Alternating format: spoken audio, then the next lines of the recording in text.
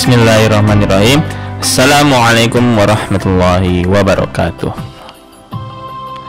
Alhamdulillah, alhamdulillahilladzi an'ama bi ni'mati wal imani wal islam. Wa nusallamu ala khairil anami sayyidina Muhammad wa ala alihi washabihi ajmain, amma ba'du.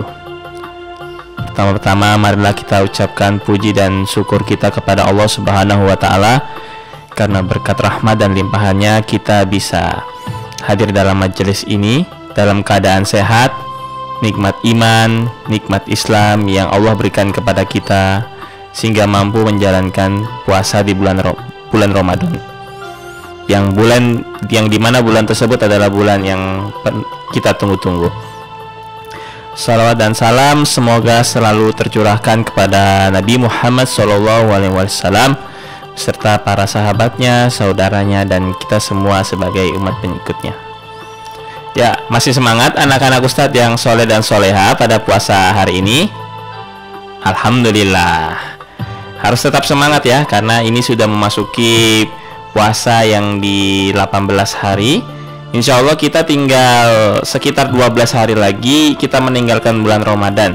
Dan kita juga berdoa kepada Allah Subhanahu wa taala semoga bulan depan kita dipertemukan kembali ya, anak-anak Ustadz yang soleh dan soleha terhadap bulan Ramadan ini yang kita cintai.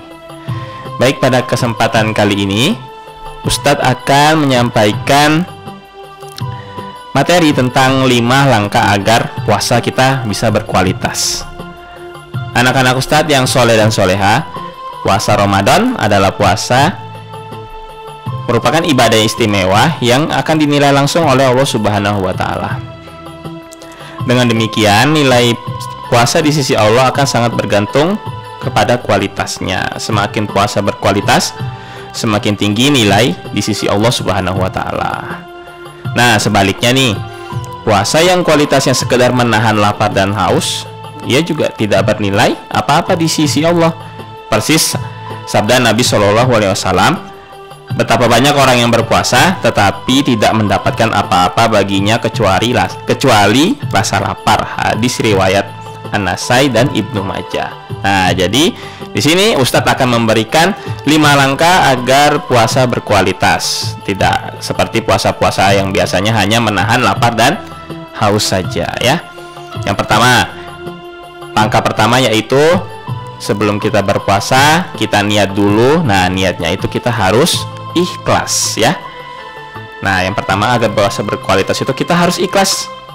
Tak hanya berpuasa tetapi seluruh amal ditentukan oleh niat yang menjadi syariat diterimanya semua ibadah kita. Contoh, kalau kita juga mau sholat itu kita harus ikhlas nak ya. Kalau juga kita mau sedekah harus ikhlas niatnya, biar apa yang kita niatkan itu sampai kepada Allah Subhanahu wa taala dan dinilai dan pahalanya berlipat ganda ya. Keutamaan puasa di bulan Ramadan ini banyak sekali ampunan dan dosa-dosa yang telah lalu juga. Nah, diberikan hanya kepada orang-orang yang puasanya dilandasi oleh keikhlasan. Jadi yang pertama itu, langkah pertama adalah kita harus ikhlas dulu ya sebelum kita melakukan ibadah apapun itu, agar apa yang kita niatkan semua bisa diterima oleh Allah Subhanahu wa taala. Nah, yang kedua yaitu meninggalkan hal-hal yang membatalkan puasa ya.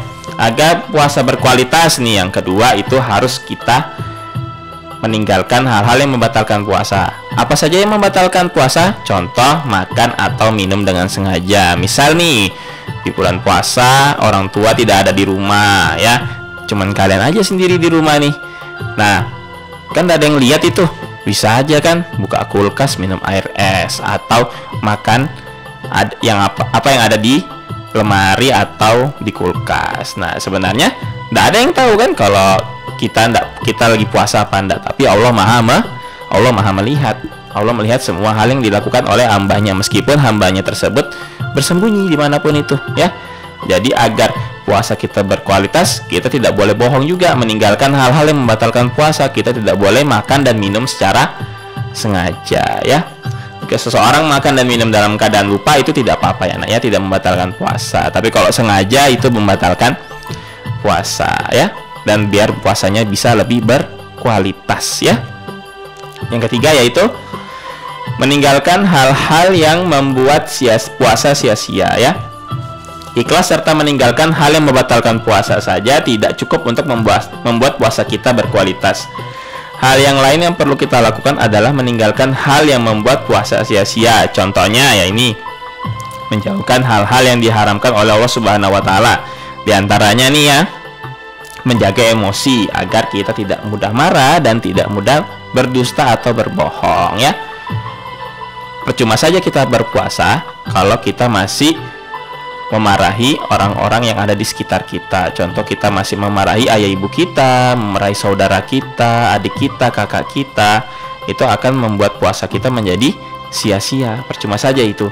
Atau juga kita berdusta, berbohong kepada orang tua kita, kepada adik kakak kita, kepada saudara-saudara kita. Itu membuat puasa kita tidak berkualitas. Jadi agar bisa berkualitas kita harus buang itu. Tidak boleh marah, tidak boleh berbohong. Itu salah satu contoh dari meninggalkan hal yang membuat puasa sia-sia ya. Yang keempat yaitu meninggalkan hal-hal yang tidak bermanfaat. Nah, ini langkah puasa kita agar berkualitas. Yang keempat yaitu kita harus meninggalkan hal-hal yang tidak bermanfaat. Sering kita jumpain ini orang yang berpuasa lalu mengisi siang harinya dengan hal-hal yang tidak bermanfaat dengan alasan agar lupa rasa laparnya dan haus selama puasa mereka di depan televisi contohnya. Ya, kita menonton TV seharian. Nah, itu merupakan hal-hal yang tidak bermanfaat, atau bermain game selama satu harian. Nah, lebih baik mengisi hal-hal yang bermanfaat daripada hal-hal yang tidak bermanfaat ya. Hal seperti itu hendaknya ditinggalkan agar puasa kita benar-benar berkualitas.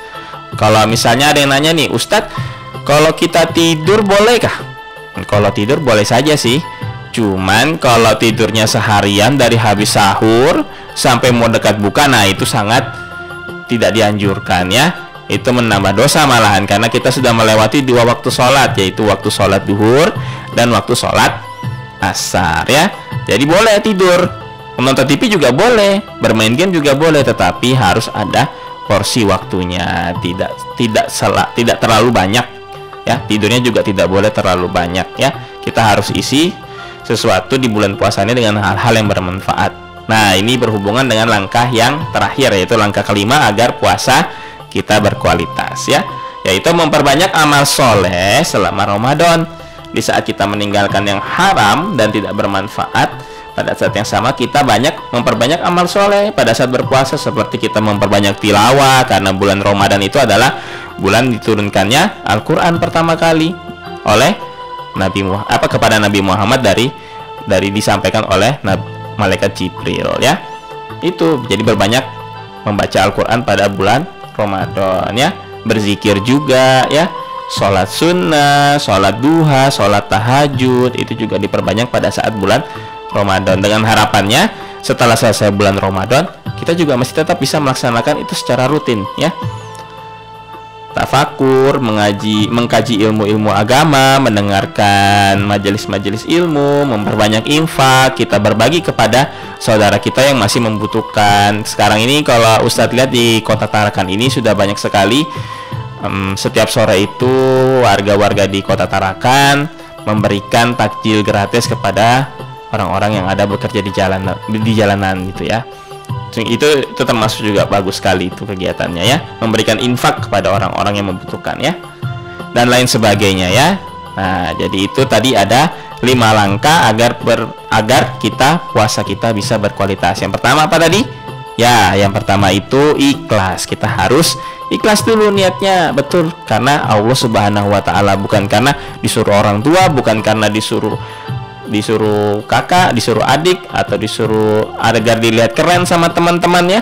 Jadi kita niatkan dulu puasa kita untuk ikhlas kepada Allah Subhanahu wa taala. Yang kedua, meninggalkan hal-hal yang membatalkan puasa. Kita tidak boleh makan dan minum secara sengaja meskipun kita lagi berada dalam keadaan sendirian, tidak dilihat oleh siapapun ya. Yang berikutnya yaitu meninggalkan hal yang membuat sia-sia. Tidak boleh marah, kita tidak boleh berkata-kata kasar, tidak boleh berbohong kepada siapapun walaupun apapun itu ya. Nah, yang berikutnya itu meninggalkan hal-hal yang bermanfaat seperti yang tadi Ustadz bilang, tidur yang terlalu lama, bermain game terlalu lama, atau menonton TV yang terlalu lama. Dan yang terakhir yaitu memperbanyak amal soleh selama bulan Ramadan, yaitu memperbanyak mengaji, sholat sunnah, memperbanyak zikir, memperbanyak infak sama sedekah ya. Semoga itu semuanya dilipat gandakan oleh Allah Subhanahu wa taala. Baik, itu saja penyampaian materi dari Ustadz. Semoga bermanfaat untuk anak-anak Ustadz yang soleh dan solehat, terutama juga Ustadz diri pribadi. Wabillahi taufiq wal hidayah, waridhoi walinayah. Wassalamualaikum warahmatullahi wabarakatuh.